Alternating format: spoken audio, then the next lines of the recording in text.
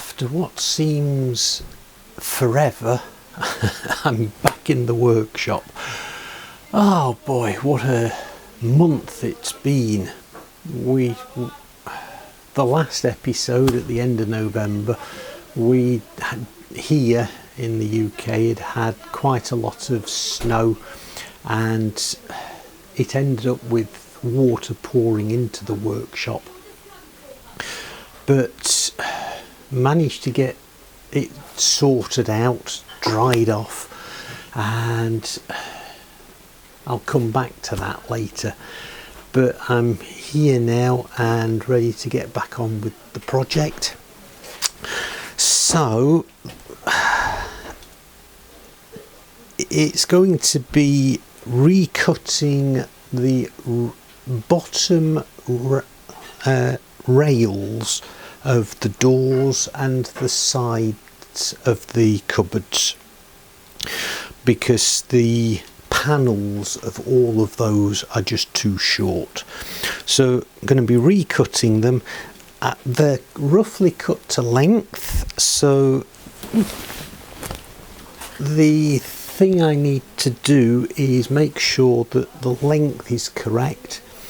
Then I'll need to cut the tenons, and then I can cut the slots. And once I've done that, everything should then go together. So that's the bottom rails, and then there's the difficulty with the middle uprights of the two carcasses. I'd cut them about an inch too short, and so I've recut them, but I also discovered that they weren't wide enough. I totally miscalculated the width of the doors in relation to the cupboards, so I need to extend those pieces. So where are we? Those are the two rear uprights, and those are the two front uprights. Now, because I need to increase the width, what I'll be doing is, I think, gluing two pieces together. So I've got a couple of the excess stiles for the panels, and so what I thought was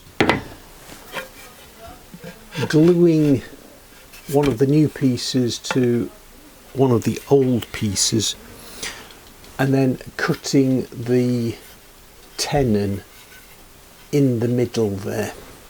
So that's my thought. At least it's a better day today than it has been, and it's fairly still here in the UK. We're at the end of December, so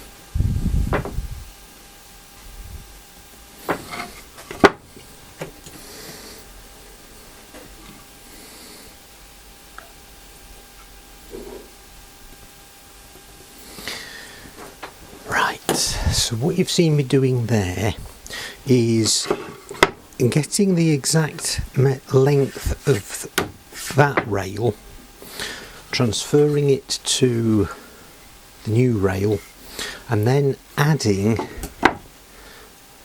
38 millimeters for the length of the tenons.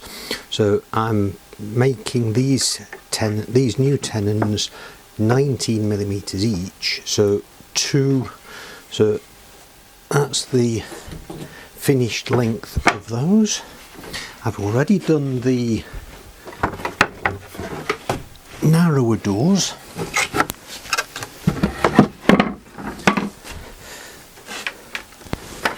So I've just got the same thing to do with the side panels.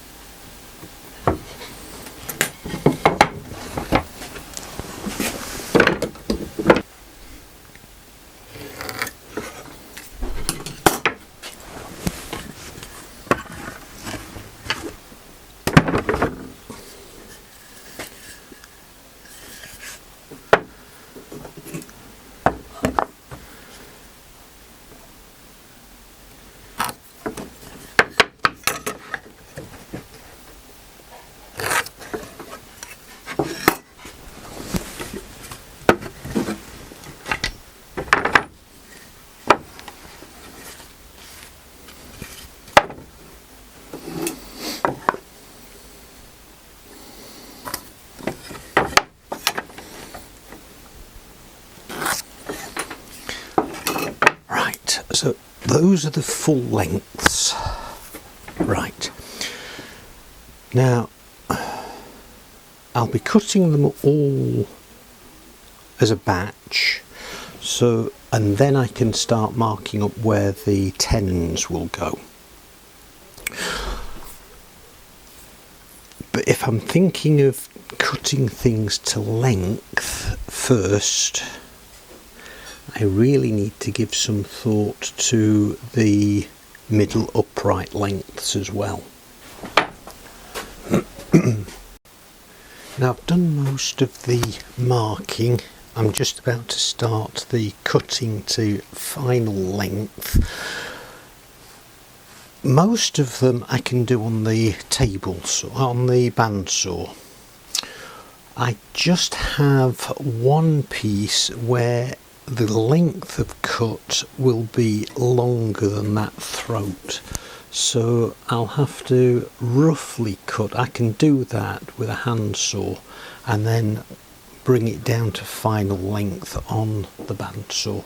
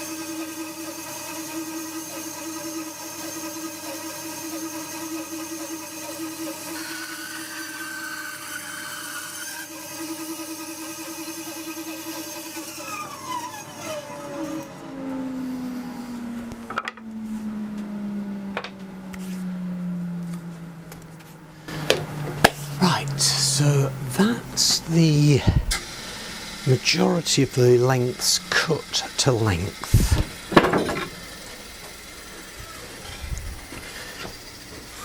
I just have that length to cut now.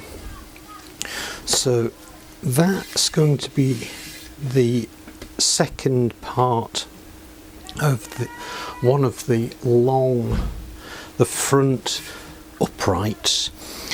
But that means I've got that length that I can use.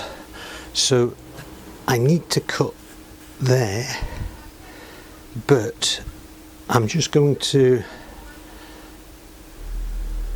roughly cut with the handsaw, and then we can take it from there. And this is why I do very little of the hand cutting, because that I have cut dead on the line. I'm pleased with that, because normally I can't manage it, but I've never been able to keep my cut square, because you'll notice that there is a slight bevel on that toward this corner. So it's close. For me, that's pretty good, but that's why I tend to use machines. Right, everything is cut to size, so the next thing is to mark out where the new tenons need to be. So I'm going to do this one piece at a time, as in one panel at a time.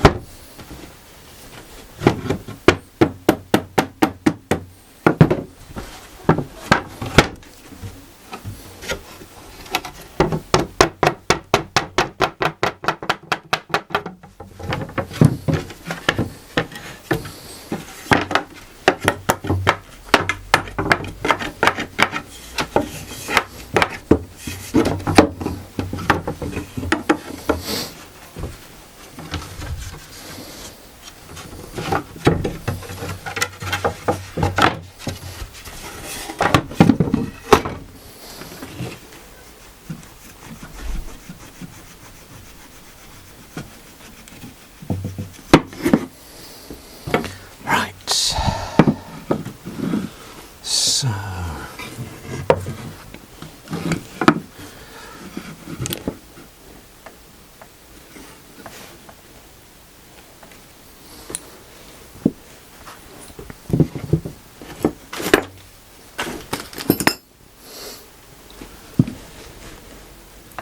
I get the exact measurements.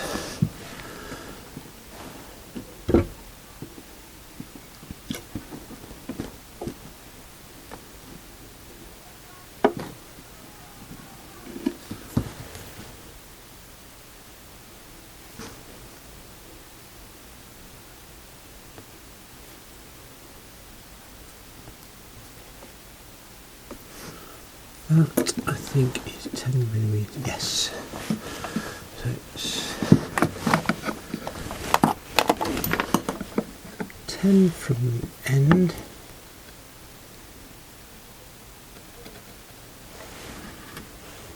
There. And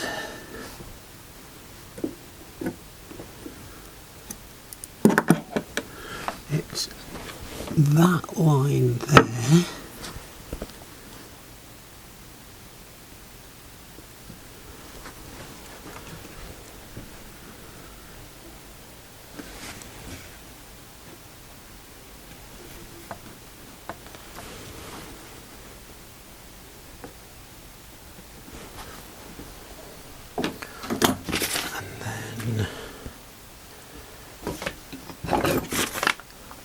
I had a rule a minute ago. Now, can't find the one I want. There's a surprise. So I'm going to use this depth gauge.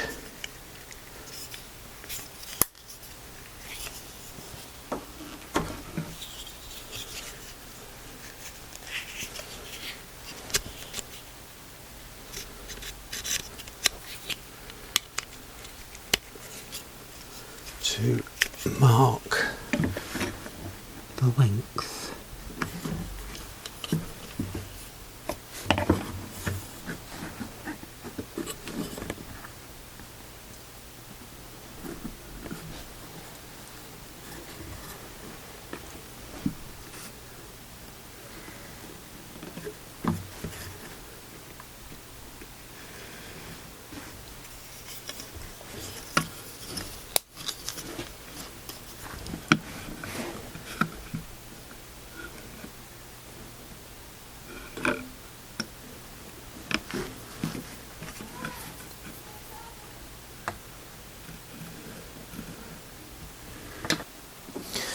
Now, cutting the tenons, they are going to be 19mm long.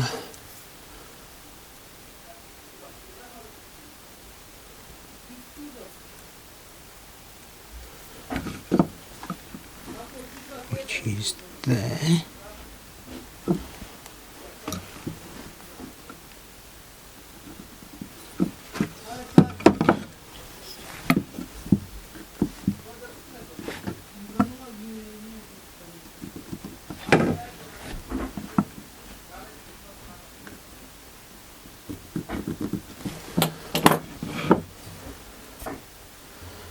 So, let's use this one.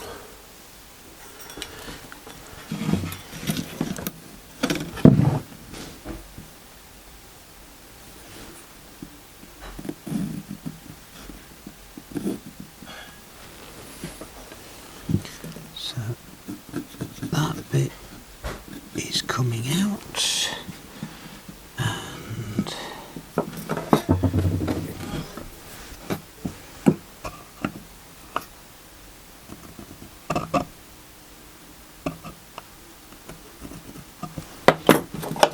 that is coming out.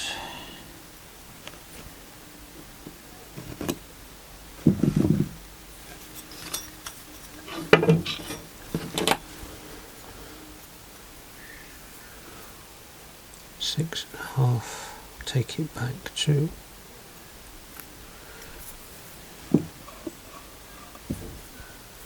no, not 11 and a half, 6 and a half.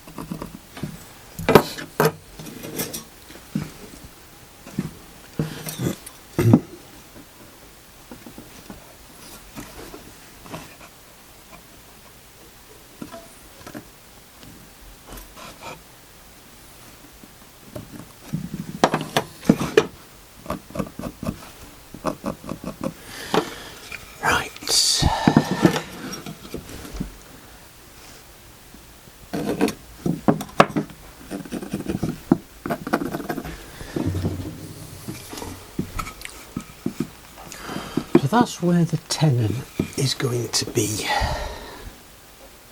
on that one piece. And what I'm going to do for these tenons, I think, is cut them all on the bandsaw, just for ease of setting up.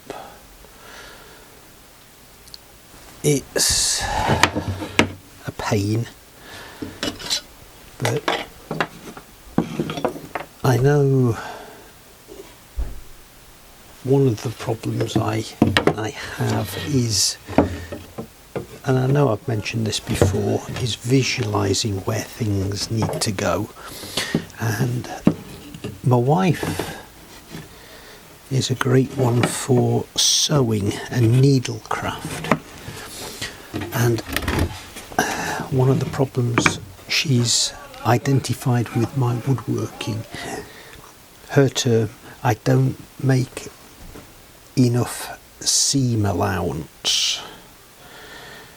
That's only one of the problems, but anyway. So that's jaw number one.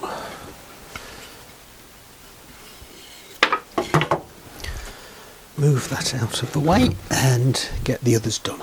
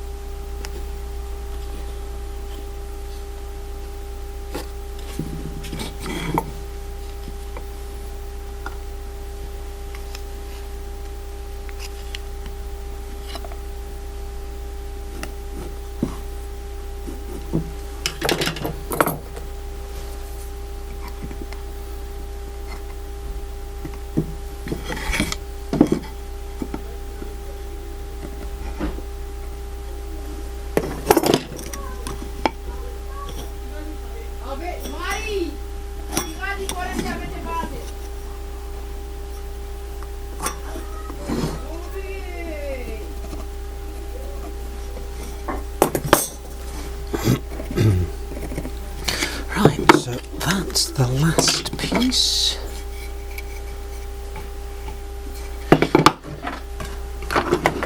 And just stick these back.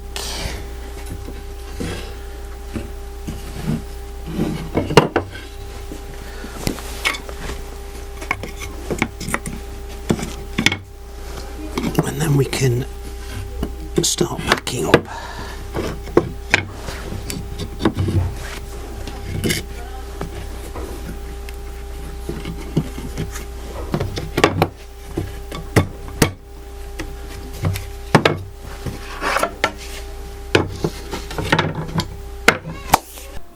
And at this point I was going to have a small outtake so that I could just highlight what had been going on in the workshop, the problem I'd had with the roof, and what I was hoping to do about it.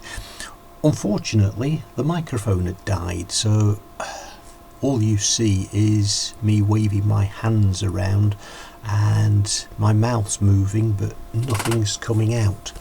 But anyway, thanks ever so much for joining me on this workshop journey. Thanks for your patience with all the delay since the last episode, over a month now, but hopefully we're back in the groove, and I'll see you next time.